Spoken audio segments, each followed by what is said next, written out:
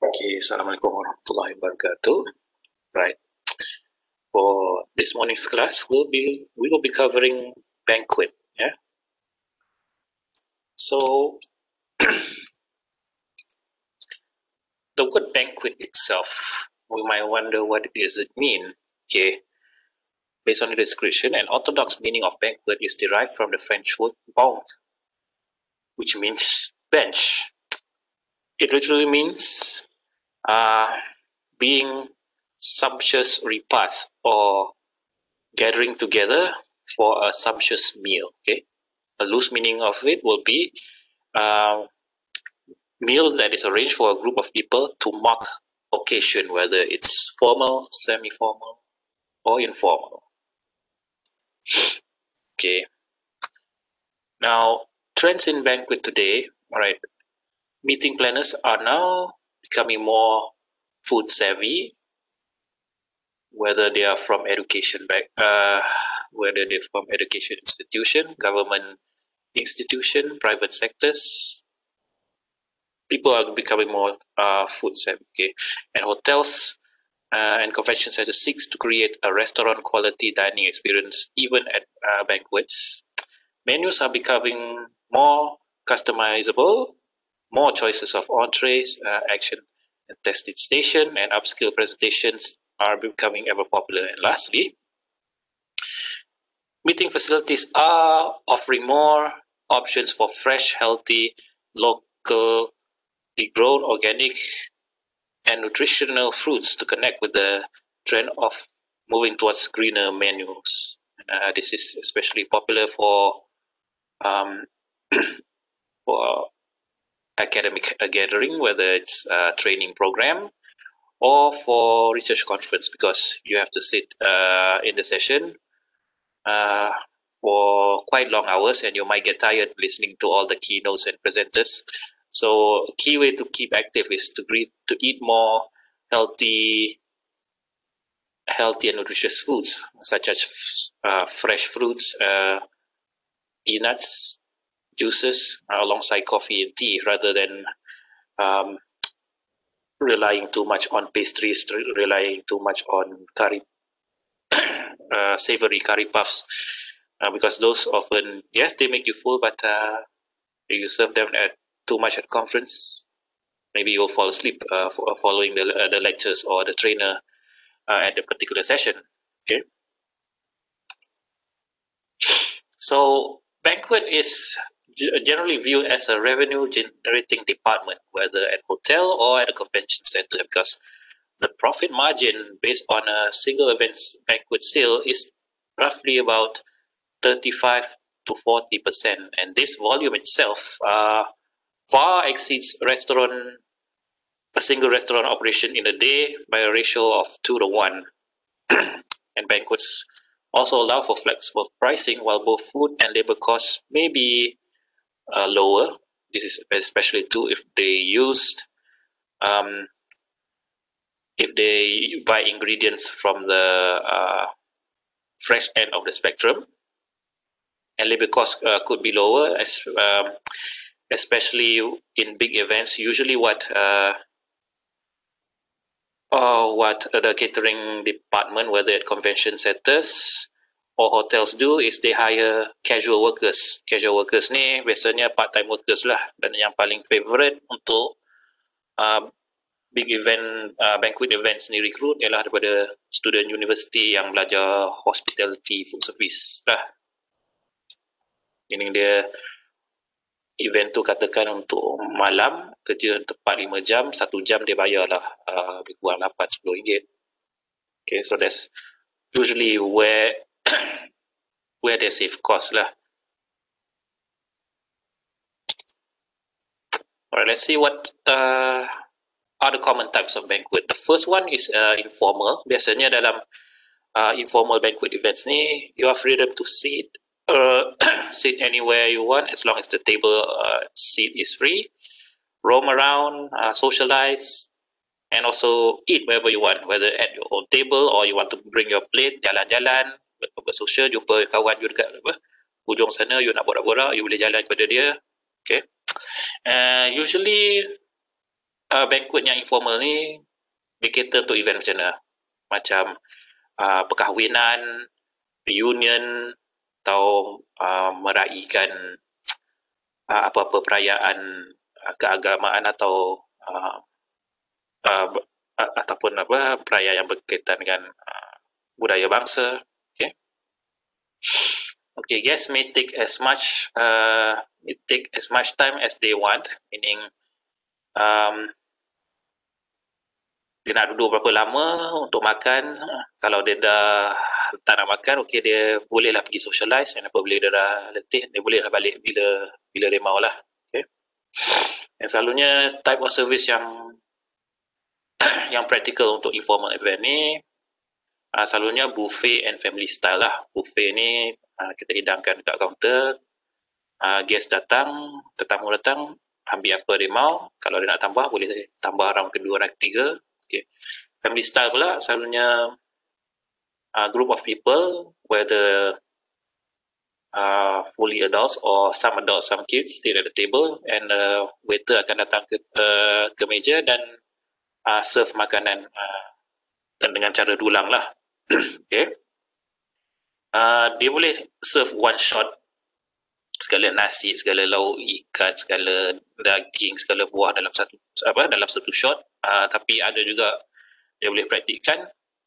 Dia apabila customer datang pada awal event tu, mungkin dia bagi salad saja ke ataupun apa-apa benda kecil atau kuih untuk stimulate appetite. Kemudian bila dah ramai, apabila pengantin ataupun contoh senario pengantin dah datang, berarakan ke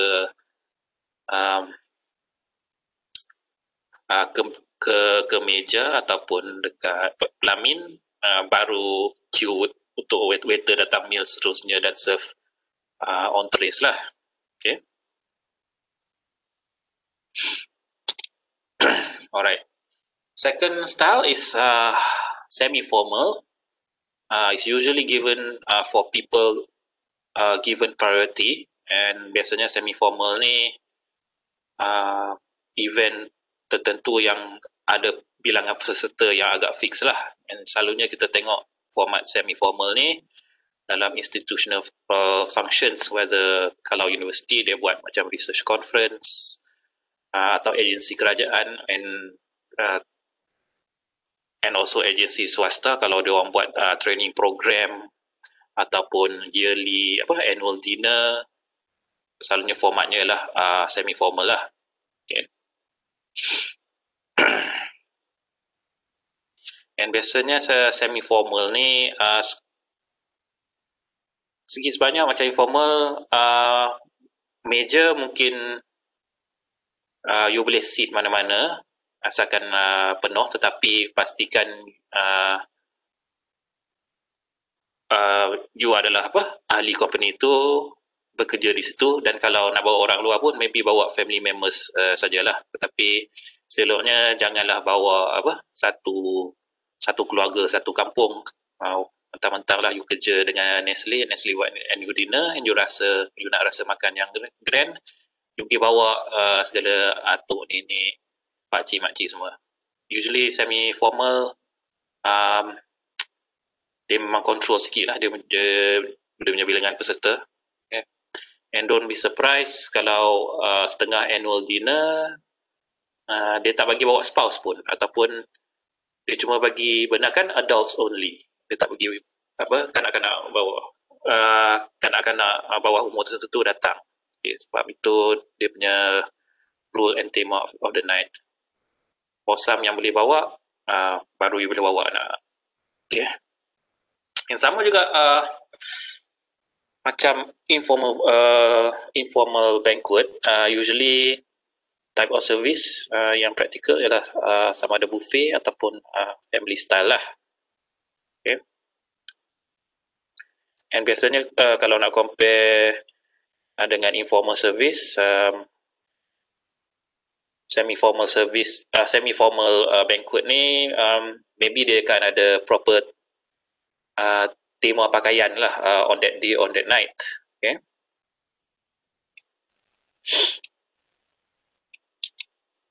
Alright, and the third type of banquet is of course the formal banquet. Tengok gambar kat sini, ni Majlis Hatapan Agung, ni formal meeting masa apa ni dengan ahli Kongres Amerika, dan ni ialah Royal Banquet bersama Ratu Elizabeth di England. Okay. Biasanya untuk meraihkan majlis rasmi sama ada diraja ataupun perjumpaan head of state ataupun dengan delegasi antarabangsa. Sitting, kalau tengok sini memang strict according to protocol. You dah tanda dah you akan duduk dekat mana, dan memang akan ada formal dress code. Kalau tengok macam kat istana ni, kalau you ahli parlimen ke datuk ke, maybe kena pakai baju putih. Kalau dekat Amerika dan juga UK, tengok mostly women akan pakai gown, and guys pakai suit and bow tie. Okay.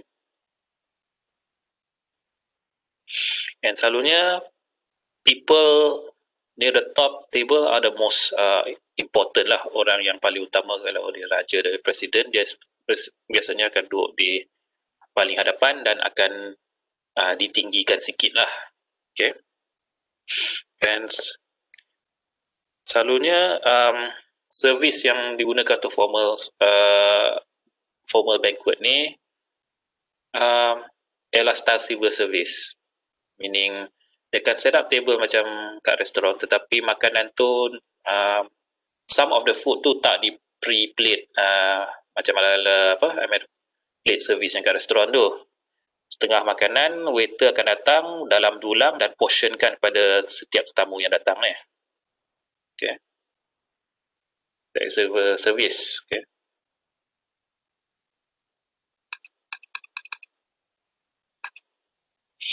Okay, staff requirements usually needed for a banquet. The common ratio for a waiter to staff biasanya dia ikut lebih kurang macam ni.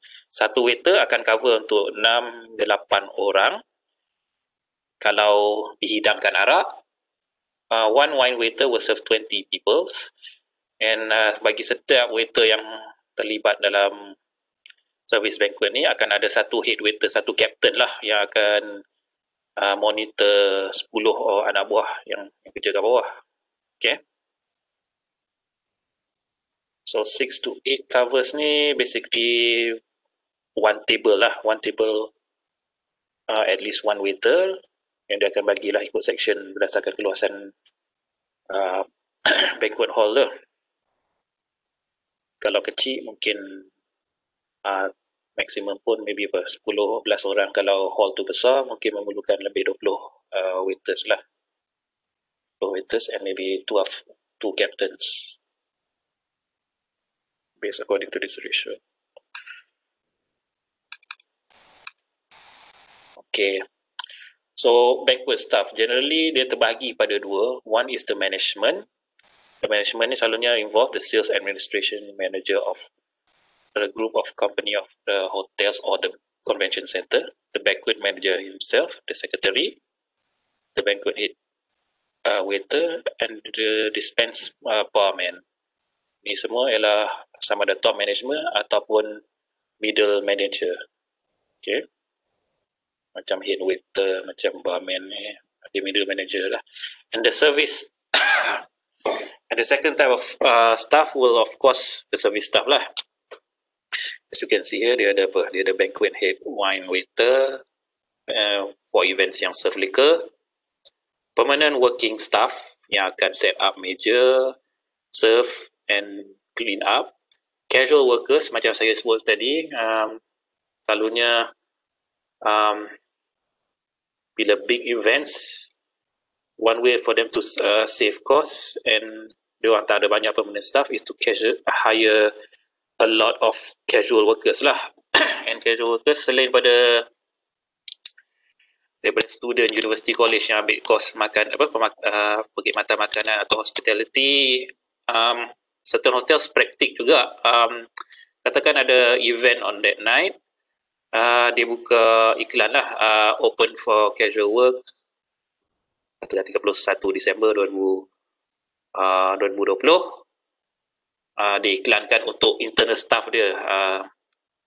Mungkin staff tu bekerja di coffee house waktu pagi, tapi dia minat nak earn some extra income, so dia bolehlah join as a casual staff masa that particular banquet yang ada kat hotel tu. Okay. Porter ni basically runner lah, pekerja yang selalunya akan angkat dengan mangkuk yang kotor, basuh.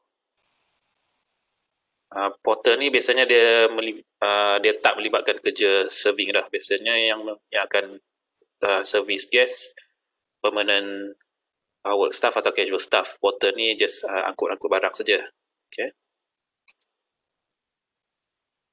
Alright. When choosing a particular room for a particular function, okay, you need to choose the location based on the type of function, location of other function, traffic, the kind of seating, and of course lighting lah. Okay, you have to ensure enough time for the setup, breakdown, and cleaning. Third, you need to ensure that noise level will not disrupt the function itself. So kena tengok apa the customer wants to do. Kalau dia nak wedding and dia ada crowdnya banyak, it is responsible for the banquet team to find the appropriate room, suggest and negotiate harga dan apa yang boleh ditawarkan untuk susunan meja, dekor semua. Okay. And kalau dia nak buat conference and dia nak buat concurrent session, mungkin dia perlukan about 4 or 5 rooms lah. The main room maybe untuk keynotes, while the smaller room will be the concurrent sessions. Maybe the first room ialah berkenaan dengan nutrition. Bilik kedua pasal food science and pasal food science. Bilik ketiga food tech. Bilik keempat food service. Itu contoh lah. Okay. And sebabkan ada part concurrent session ni, dia boleh set up station kecil lah di setiap bilik ni. Usually just for refreshment macam coffee, tea and light meals. Sebab selalunya kalau large meals untuk academic conference, dia akan kumpulkan in one big place lah. Okay. For the concurrent station, biasanya dia sediakan small meals untuk lapik perut dan hilang ngantuk. Okay. And bilik tu memang dia kena design dia punya materials walls tu dengan noise deafening sound. Sebab for conferences, of course kita nak tengok apa yang research to present, and kalau room nutrition dan room food tech tu sebelah-sebelah, seloknya ada soundproofing ni lah. Tak sure lah kalau you are in the nutrition room and food tech punya session, dia punya bilik dah tak soundproof, susah you nak concentrate. So it is important that banquet organizers take note of this. Okay, not just to give the appropriate food, but select the appropriate venue and set up so that the event runs smoothly. Okay, and since benda ni melibatkan kos besar, biasanya kita kena ada some control procedures lah. Okay, alright, biasanya banquet managers akan overset safety margin of 5% of the group. Ini kalau you tengok contoh di dalam ni, kalau yang kata guaranteed people to come is 200 people for a particular event, for a dinner, the hotel agrees to set at 5% over set tables, chairs, meaning dia akan standby extra lah to let's say kalau ini sampai sini 210, which is 5% of 200, just in case ada extra ke ataupun something yang tak diingini berlaku masa event tu ke, at least dia ada 10 dia ada extra 10 worth 10 packs worth of food, worth of seating to cover kalau ada apa-apa yang tak dengan ni. Okay. Meals biasanya di charge per person, and hotel or convention center must establish a head count procedure to determine the actual number of meals served. Okay. Kalau dia ada drinks, biasanya dia akan charge per cup or gallons of coffee, tea, or piece or tray of Danish pastry. Okay. Kalau dia nak bagi complimentary orders, you will allow for higher meals and drink charges. Orders tu benda-benda kecil macam appetizers tu lah. Selalunya dia guna udang yang mahal dan juga caviar. Okay. Labor charges and setup costs added to the small function bills. Okay, how do we handle food and beverage service? Sebenarnya dia ada dua cara. Uniserve. Uniserve ni ialah apabila all arrangements for the function space and the F&B of service operation are made through one service contact, which is usually the convention service manager. Cara pertama. Cara kedua ialah dua serve. Ini F&B akan ada responsibility yang separate dari segi penyediaan makanan, tetapi dari segi facilities, nak ada lighting, nak ada projector, yang tu akan dihandle oleh convention service department ataupun convention manager. Okay. F&B cuma sediakan makanan, convention facilities akan sediakan facilities yang sewajarnya. Itu kalau you punya banquet department tu satu organisasi yang besar lah, yang akan ada dua serve ni. But kalau tak berapa besar ataupun sederhana besar, biasanya the banquet department akan opt for the uniserve style lah, meaning segala urusan daripada makanan, daripada set up bilik semua dihandle oleh the convention center or the banquet manager. Okay. Alright. So once the event dah habis, will be the first function actions. Biasanya peringkat ni ialah receiving payment from the host lah of the event. Okay. Alright. So di kata sini, if billing is per person, you should tally guest served and have a planner acknowledge total. And kalau you ada total of unconsumed food or unopened bottles, tak kisahlah alcoholic or non-alcoholic beverages, you boleh kira juga as additional cost for the customer. Alright.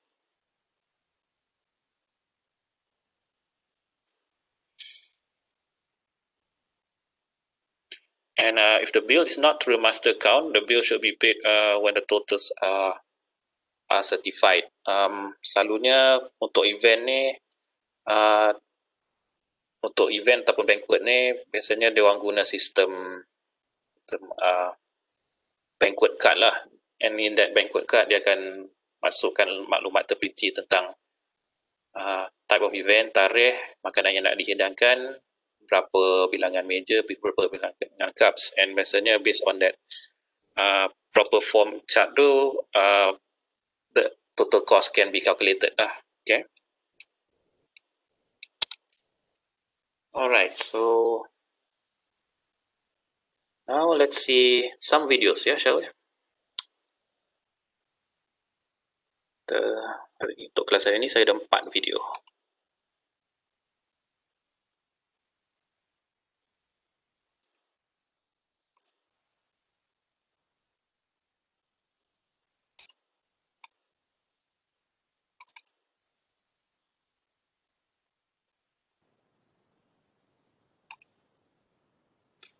Okay, ini adalah video demonstration student F&B berlatih cara nak serve state banquet. State banquet ni basically banquet yang melibatkan orang-orang besar dalam kerajaan lah. Tengok. Semua duduk. Each waiter standby di belakang. And the important people duduk kat depan. Kalau ada Datuk Tan Sri yang penting. Dan kalau ada Sultan, ada Menteri.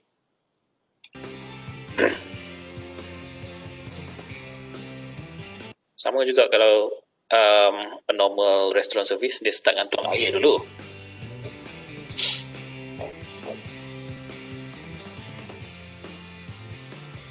Aperitifs kalau ada. Kalau tak, just serve appetizer saja.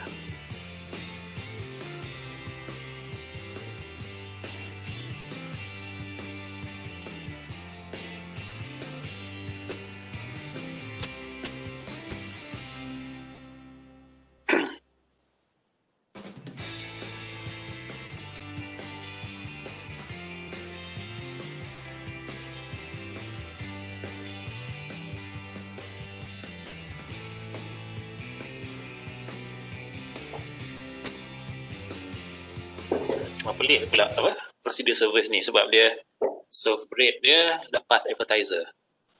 Tak lah. Seperti dia dari negara mana ni? Daripada Nepal. So ikut mazhab servis di Nepal, appetizer dulu, kemudian bread, baru sup keluar.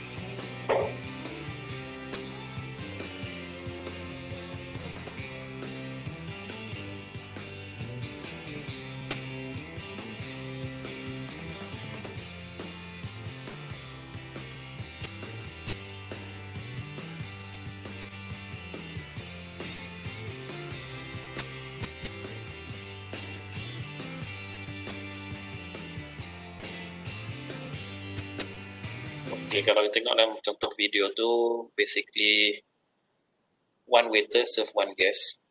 Senario ni biasanya applicable lah kalau that formal banquet tu melibatkan bilangan orang yang kecil. But kalau senario banquet yang besar, agak susah lah kita nak jumpa kalau ada 200 delegates and you ada 200 waiter untuk serve one by one. Kalau ada, okay, nasib baik lah. Kalau tak, mungkin kita kena tengok, kita kena portion out the ratio macam saya tunjuk tadi lah, one waiter between 6 to 8. Okay. But kalau ada banyak staff, maybe that ratio can be smaller. Maybe one ratio serve, katakan contoh 3-4 orang saja. Itu bergantung pada jumlah staff yang dia ada lah. Okay. Alright, let's go to the second video. Second video is if your banquet uses a buffet style setup lah, usually for the formal or informal banquet styles. Greetings of the day, students. A very warm welcome to a brand new session on practicals today. Our topic would be on banquet setup styles. This would be a series of practicals. Today's series would be on buffet setups. When we speak about buffets, it is generally a wide array and display of food and beverages laid out for the guests to help themselves. Generally, fine eateries, restaurants, cafeterias and other hotel establishments use the buffet buffet setup where the number of guests is large. In buffets, the food is generally predetermined and the menu is fixed beforehand.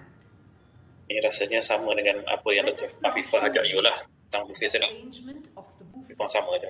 We start by laying the crockery and the cutlery so that the guests can help themselves with the dinner plates, the cutlery, and then move on to help themselves from the wide display of the buffet. The food server generally at the back of the buffet helps with service of the items. Points to be considered here. Food must always be replenished in all the chafing dishes at all times, and the correct and optimum food service temperatures must be maintained since the buffet is displayed for a long duration of time. Also, a concept of island buffets, meaning salad counters, soup stations, dessert counters, as well as live pasta or noodle stations could be separately established so that the guests can go ahead and help themselves to that course instead of waiting in a queue to help themselves right through the main course and then arrive to the dessert. Hence, buffets is basically eye-catching, must be attractive, with a well display of salads, soups. The food must of course look and be fresh and attractive to the guests. Hence, the points that need to be considered once again are the food replenishments of the chafing dishes and the optimum service temperatures of all the food items. We will meet again in yet another series soon. In the meantime, So that is generally how a buffet style for banquet lah. Lebih kurang sama macam apa any normal buffet dekat restoran. Okay.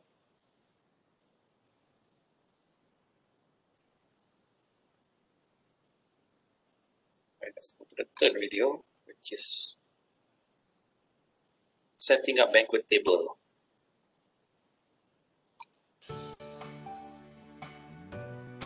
In this video, we are going to show you how to set a standard banquet table. Ideally, at the beginning of each shift, banquet captain. Ini dia tukar tunjuk set up table and based on kalau event tu adalah event formal or semi formal lah, kita tengok almost a full set tu. Or manager should conduct a pre-shift meeting to identify assignments or duties, and you should be given a floor plan and or table setting diagram. There may also be a sample table set for the servers to mimic. If there is no pre-shift meeting, be sure you are aware of your assignments before you begin working. When setting up a banquet hall, first determine where the front and back of the room are. This can be determined by an entrance door, a podium, or a stage. This is very important for setting up a dining room. If you are unsure, check with your banquet manager, captain, or the floor plan. Once you get your bearings, you can set up your tables. Make sure the legs are locked in place. If they are not locked, the table can collapse. Once your tables are placed according to your floor plan, the first thing that you will set will be your linens. You always want the seams to run from 6 o'clock to 12 o'clock on every table. Cover the legs of the table as much as possible. Make sure that your tablecloth is even on all sides of the table. Remember, when setting up a banquet hall, your goal is to create a consistent line of sight throughout the room. Next, set your chairs in place. This will help you determine where to set your silverware. Designate a seat 1 at each table and put your salt and pepper in front of that seat. All chairs should be flush with the linens, not pushed under the table or pulled out. If you have an even number of guests, you will have one place setting at 6 o'clock, one directly across the table at 12 o'clock, and the rest evenly spaced between the two. Each setting should mirror the setting directly across from it. When setting an odd number of settings, you will have one at 6 o'clock that will bisect the two settings across the table.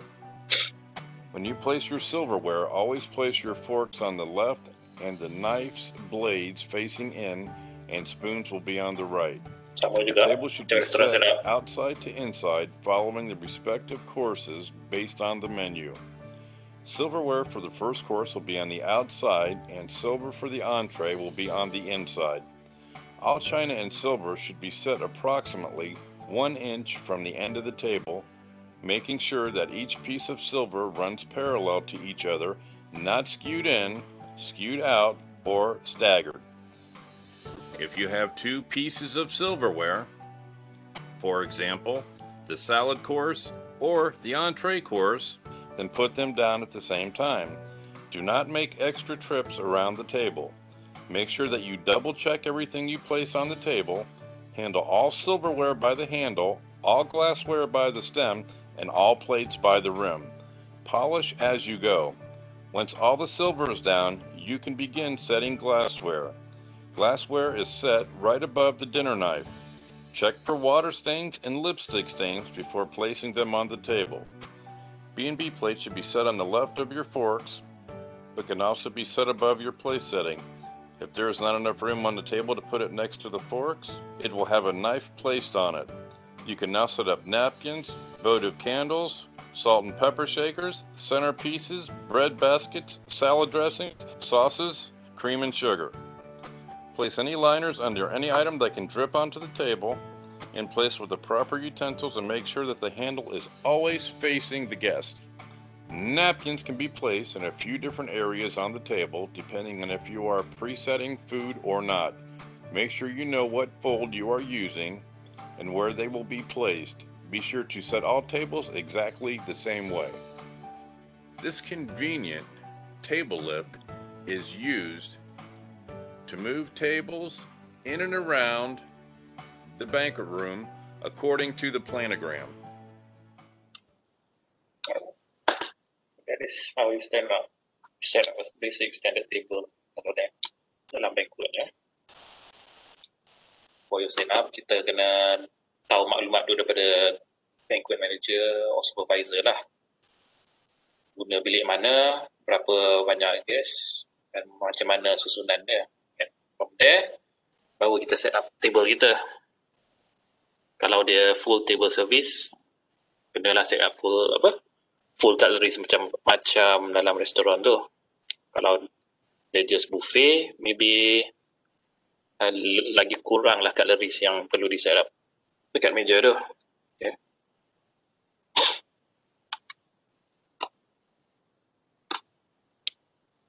Alright, final video saya akan tunjuk beberapa contoh banquet setup based on types of what types of banquet lah.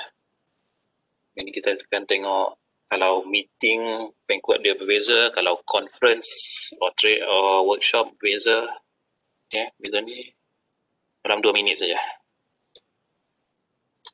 This is the final video. So ni board of directors or top management meetings. It's basically a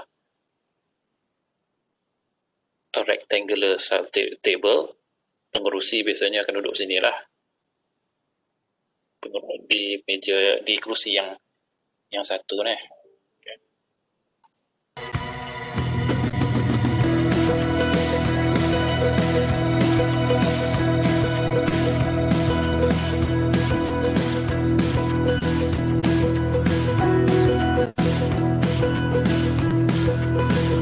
Round table, or maybe a lunch or dinner session dekat conference.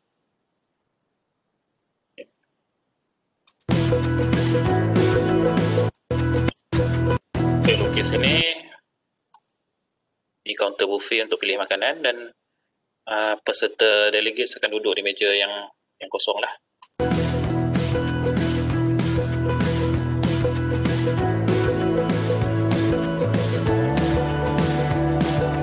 All square, betul segi 4.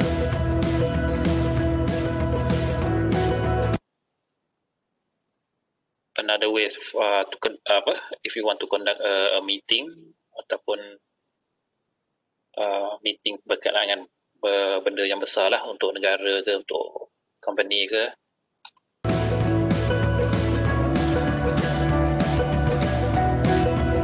Alright, lecture and training style biasanya untuk conference ataupun latihan company ataupun latihan jabatan.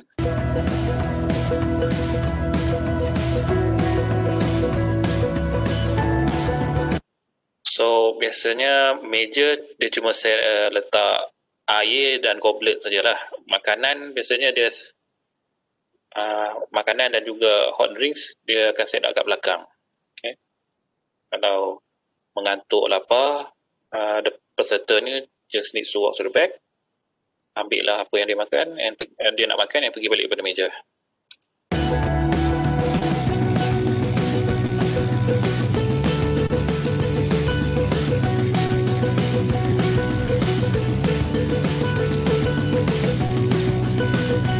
Sama juga macam tadi.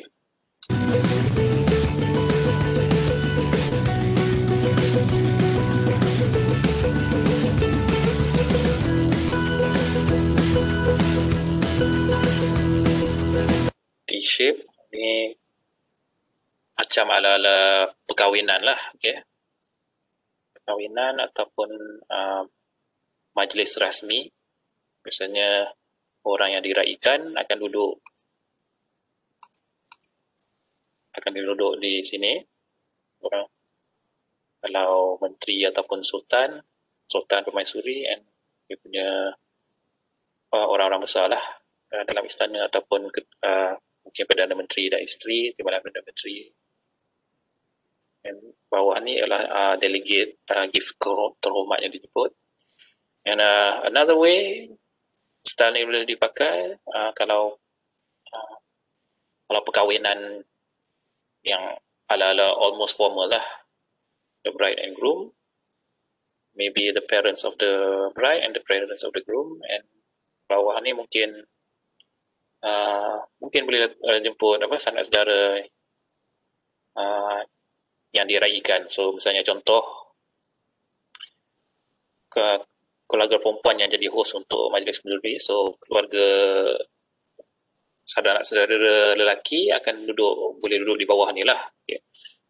Selalunya kalau style Malaysia dia letak di meja bulat kat depan ni, tetapi kalau other countries, some might consider this T-shape style setup lah. And T-shape setup ni biasanya ialah table service. Memang melibatkan table service lah, ataupun makan cara hidang.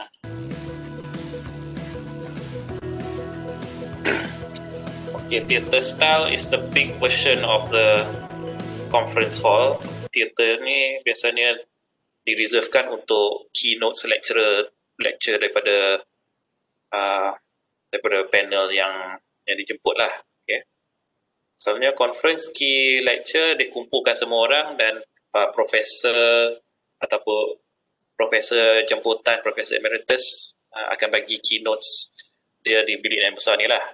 And usually after the keynotes baru bermulanya session-session yang kecil-kecil ni.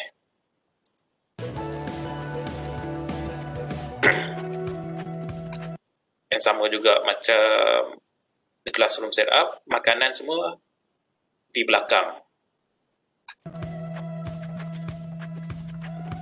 There's another style, U style. More to for meetings lah, okay. Meetings nak sign apa, perjanjian for MOU.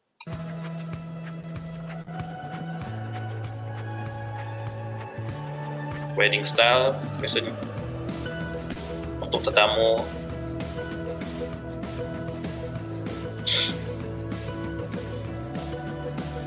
Dan last sekali fishbone.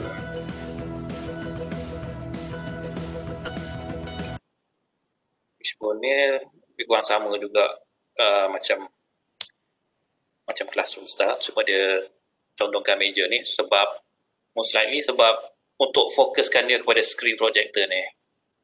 Kalau dia tegakkan, orang di kiri mungkin terpaksa pusing leher dia ke kanan untuk tengok skrin kecil ni kan. Siapa di belah kanan mungkin terpaksa toleh ke kiri ni, lama-lama sakit leher lah. So by using this fishbone ni, everyone gets almost a straight view of the screen. Okay,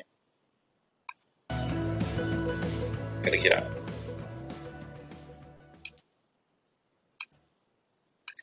Okay, itu sahaja. Alright class, with that we've come to the end of today's topic. It's about banquet. Okay, so senang fikir banquet ni ialah majlis orang makan secara besar-besaran lah. Okay, kalau by definition, cuma dia tak fix. Misalnya kalau banquet automatically kena serve buffet style, or automatically kena kena formal the dress code semua. No, ini bergantung kepada tujuan nak makan besar tu. Adakah untuk suka-suka berparti, meraihkan sesuatu, ataupun menyambut satu yang penting. And most important of all, lepas you determine tu, tengok berapa banyak bajet you. Kalau bajet you banyak, insyaAllah the manager has tons, the banquet manager will have tons to offer you lah. Tapi kalau kecil bajet you, dia akan adjust and cut accordingly lah for your particular banquet event. Okay. Alright, with that, we will end the class today. If there's anything you like to ask, feel free to contact me directly and I will try to answer. Okay. Alright, we'll see you in Tuesday's class. Yeah. Alright, Assalamualaikum. Take care.